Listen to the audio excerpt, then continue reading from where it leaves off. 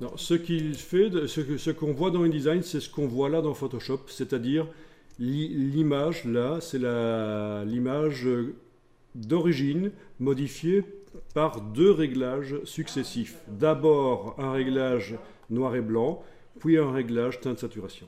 D'ailleurs, si on enlève l'œil en face du réglage noir et blanc, on voit ce que ça donne quand le réglage teinte saturation colorise directement la version couleur, sans passer par l'intermédiaire où on décide que certaines couleurs participent plus à la version noir et blanc que d'autres. Donc si on ne veut pas la saturation, on clique sur l'œil et puis on va dans InDesign. Ah oui, on pourrait dire, tiens, je la veux en vrai noir et blanc, je ne veux pas de colorisation. Donc je vais y aller un peu plus fort dans la colorisation ici. Pour la démo, je vais enregistrer, je vais mettre à jour dans InDesign.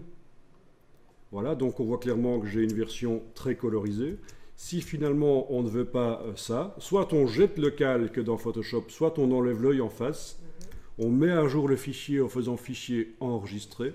On va dans InDesign, on fait la mise à jour du fichier et on a notre version noir et blanc. Voilà. D'accord.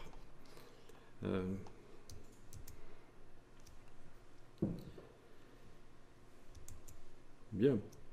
Donc l'intérêt des versions Photoshop, c'est ça, des fichiers Photoshop, c'est ça. Si je ferme le fichier Photoshop, donc là dans Photoshop, il n'y a plus rien qui est ouvert.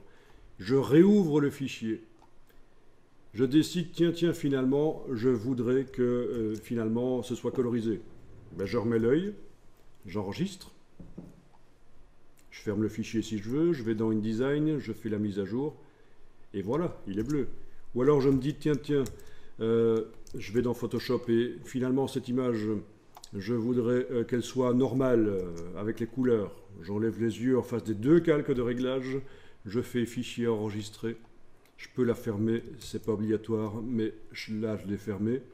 Et je fais la mise à jour et j'ai la version couleur. Donc c'est beaucoup plus souple que de travailler en modifiant les pixels réellement. On modifie par des calques de réglage, c'est mieux. Et il faut utiliser un format d'image qui est capable de mettre les calques dans le fichier, c'est-à-dire le format PSD. Le JPEG ne peut pas le faire. Les calques Photoshop de réglage ne passent pas dans les fichiers JPEG. Si je fais ça sur un fichier JPEG, dans Photoshop, il va au final, au moment où j'enregistre le fichier sur disque dur, il va me forcer à l'enregistrer en PSD. Voilà. Ok, alors là, je clique à côté de tout dans InDesign et je vais charger une troisième image.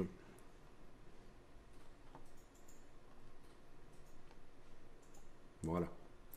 Donc j'ai cliqué à côté de tout pour que les images ne soient plus sélectionnées et je suis allé importer une troisième image.